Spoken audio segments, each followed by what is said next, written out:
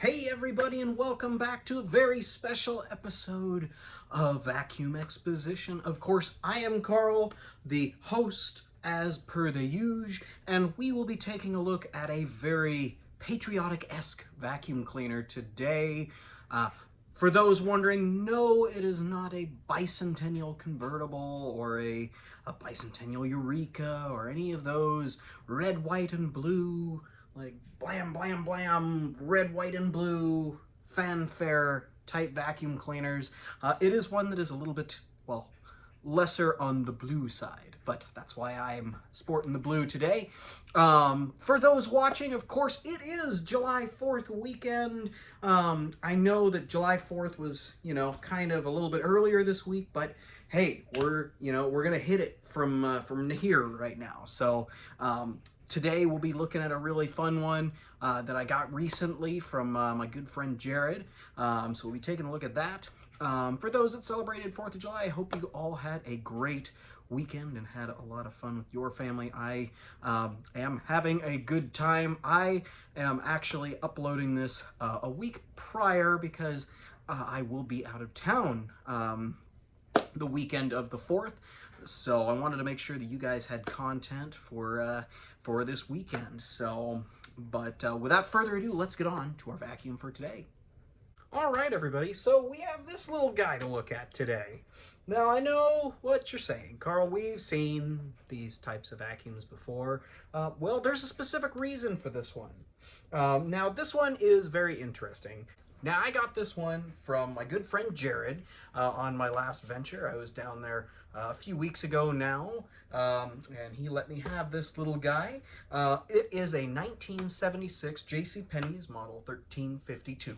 And if you're asking me what those model numbers mean, nothing. I hate to disappoint you. I wish I could tell you they were, they were like a rating or something like that, but unfortunately they don't. JCPenney's had model numbers that were all across the board: 2552, 1177, all these kinds of random combinations for numbers, and this just happened to be one of them. Now, this little bugger was a bit of a powerhouse with 1.12 peak horsepower. So this thing could pack a punch. Not really. This was like the bottom of the line. It had no suction control. It was your bare bones, going away to college, moving into your first apartment, you have no money type of a vacuum cleaner. But that's why it is so special. Now, the reason why I decided to do this now, it was not only because it is this red color, and more specifically, this is red enamel, according to the JCPenney's catalog, which I will show the picture of this machine right here.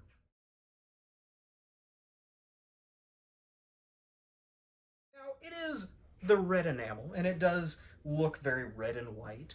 There is no blue. Like I said, I'm rocking the blue for it, so that we can come across as our patriotic self. But this little machine is kind of special because these lower end, bottom of the line models, well, you just don't see too many of them. I have prided myself in finding a lot of them, and when I see them, I snap them up real quick because ultimately this is the first thing that people would have traded in to get something else.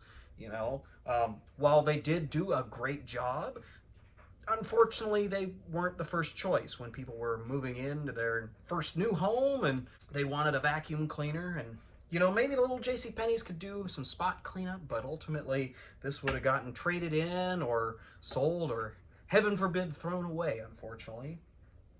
But these little 1352s, they did do a good job for those starting off.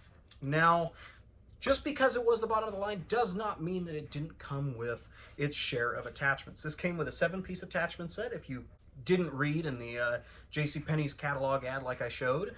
So it would have come with your basic set. So you would have had your bare floors, you would have your carpet or regular floor nozzle. You would have had the upholstery brush, a dusting brush, a crevice tool, and assorted things like that. Of course, you would have also had extension wands and the hose and all that stuff. All that stuff, unfortunately, I don't have, unfortunately.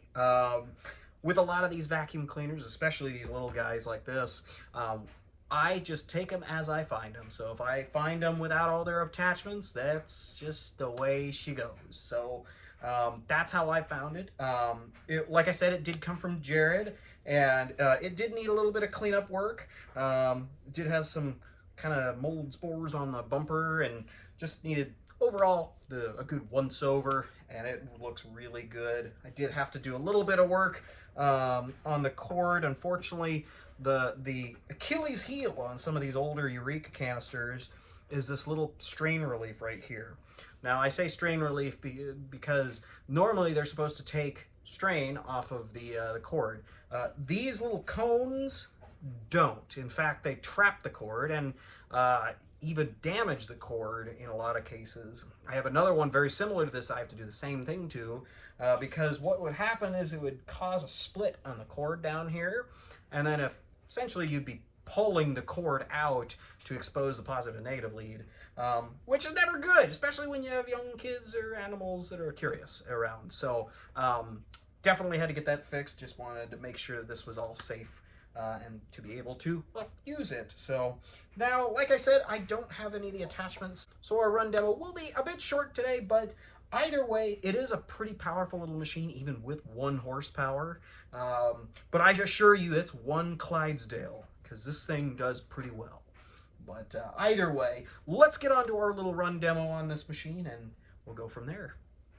Well, everybody, we've got the little 1976 JCPenney 1352 with 1.12 horsepower, all set up, plugged in, ready to rock. So let's see how it goes. Now, of course, with these Eurekas, you would have had a power switch either underneath the hose port right here, or you would have had it over here. This one over there. So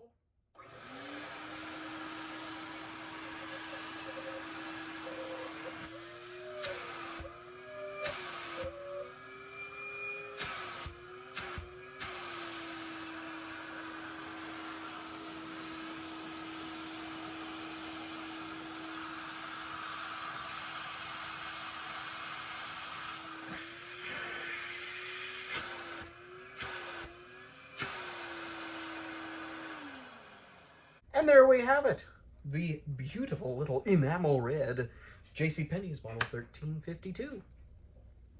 Well, everybody, I thank all of you for tuning in today. Of course, like I said, this might be a day or so after the 4th, and that which I am sorry that we brought you some patriotic content past its patriotic prime, but we still are coming at you with something I think you guys will like. Now, unfortunately, on this little JCPenney's, there's really not a lot out there, unfortunately, just because it's not the most notable vacuum cleaner out there, but that's why I'm here, is to notify you guys and show you just what we used to have, what our country used to utilize every day to clean the messes up. Now, I did also want to mention that this is a 1976, and that is our country's bicentennial. Now, there were vacuum cleaners that came out for that year in bicentennial editions. I did mention the bicentennial Eureka as well as the bicentennial Hoover convertible, and I'll show pictures of those right here.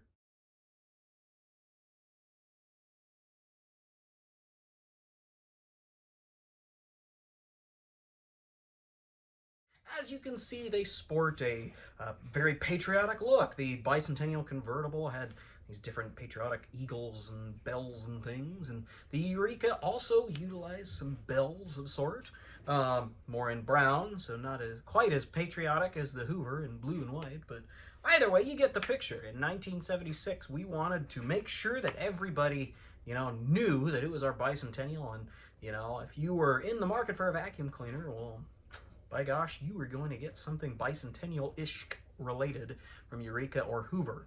Now, this was not a bicentennial edition of anything.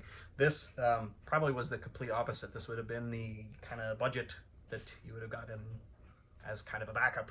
But either way, it is a fantastic little machine, and for that 1 horse running its tail off in there, it really, really does have a good amount of suction on that front. It was really, really fun to be able to even test it just the way it was. Overall, I'm super happy with this little machine. I realize it is very basic in its look, but just the look of it, you know, you've got the enamel red paint, which is already just striking because, you know, as much as we see vacuum cleaners from this time period, we never really see them in reds per se. I realize I did do a red vacuum. It's actually sitting right over there last week, but that was a commercial machine, as well as others, you know, that you just didn't see that color very often. And to match it, the writing right here on the front was also red, and that was perfect. Cherry on top, chef's kiss, perfect idea. So, and you might have also wondered what I was pointing at in the video when I turned the machine around. That was the blower, and you know, it is quite hot in my apartment right now. We don't have AC, and it was really, really pushing air out. So I got quite a good, you know, cool down from the old 1352. So this machine is, in all essence, a very nice little starter machine. I had a lot of fun with this one. Just being able to do the little bit of work that it needed was so much fun. Even just to fix a cord and shine it up again, you know? So, but either way, I hope you guys all enjoyed our little video today. Like I said, I know that it was a little bit shorter, but either way, I'm glad that I was able to get you something for this weekend. But anywho, you guys all have a great rest of your 4th of July weekend. Of course, like, comment, and subscribe, and don't forget to flick the little bell icon, because when you do that, it tells you when I do stuff like this. So, but either way, you guys all have a great rest of your day, and we will catch you again next week. Same time, same place, right here for another episode of Vacuum Exposition. Have a great day, y'all.